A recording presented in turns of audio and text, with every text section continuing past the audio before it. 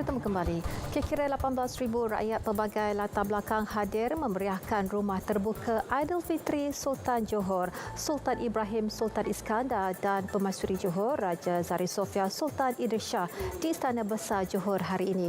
Rumah terbuka berlangsung bermula dari 9 pagi hingga 1 tengah hari tadi. Pengunjung menunggu seawal 7 pagi di pagar istana dan teruja menghadiri rumah terbuka berkenaan selepas 3 tahun tidak diadakan. Sultan Ibrahim tiba di istana pada pukul 10 pagi dan meluangkan masa lebih sejam bertemu rakyat.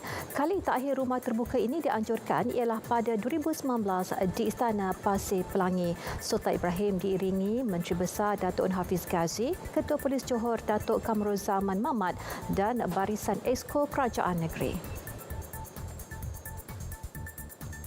Semangat perpaduan di bawah payung Malaysia Madani antara elemen utama yang diterapkan dalam penganjuran rumah terbuka sempena Aidilfitri ini. Esko Kanan Perumahan Kerajaan Tempatan, Saliran, Perubahan Iklim dan Pengurusan Bencana Melaka, Datuk Rais Yassin berkata ia dapat dilihat dengan kehadiran pelbagai kaum ke setiap rumah terbuka. Dia berharap menerusi penganjuran rumah terbuka, hubungan antara kaum di negara ini dapat terus dieratkan bagi mengekalkan keharmonian dan keamanan negeri dan negara. Datuk Rais ditemui pemberita pada majlis rumah terbuka Aidilfitri di Krubong, Melaka. Turut hadir yang di-Pertuan Negeri Tun Muhammad Ali Muhammad Rostam, Ketua Menteri Datuk Seri Abdul Rauf Yusof serta Barisan Esko dan Timbalan Esko Kerajaan Negeri. Pertembungan dan pertempuran tentera Sudan dengan Rapid Support Forces RSF memuncak kebimbangan penduduk terutama apabila terputus bekalan elektrik dan juga air. Penduduk di wilayah bergolak masih tidak dapat akses elektrik dan air selain berdepan ketakutan terputus bekalan makanan. Mereka turut bakal berdepan kenaikan harga barang susulan bekalan elektrik dan air terputus sementara bekalan makanan dan ubat-ubatan terganggu. Penduduk turut terpaksa mencari tempat pelindungan.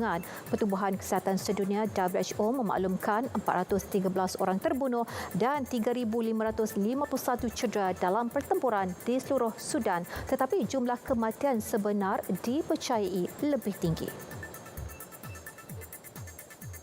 Genjatan senjata 72 jam di Sudan gagal dipatuhi apabila pertempuran kembali meletus antara dua pihak yang bertelagah. Hospital terus menjadi sasaran serangan dalam konflik itu yang membabitkan Angkatan Tentera Sudan dan kumpulan separa tentera Pasukan Tindakan Pantas RSF. Kedua-dua pihak dikatakan gagal memenuhi komitmen genjatan senjata. Pertempuran dilaporkan merebak di Bahri dan Omdurman, bandar bersebelahan dengan Khartoum. Sementara itu, proses pemindahan diplomat asing bermula apabila kedua-dua pihak bersedia untuk membuka lapangan terbang. Pihak Amerika Syarikat, United Kingdom, Perancis dan China akan menyediakan pesawat tentera untuk proses pemindahan itu. Misi diplomatik Arab Saudi menjadi negara pertama memindahkan rakyatnya melalui pelabuhan Sudan. Turut dilaporkan Turki dan Kuwait juga akan melancarkan operasi untuk memindahkan rakyat mereka.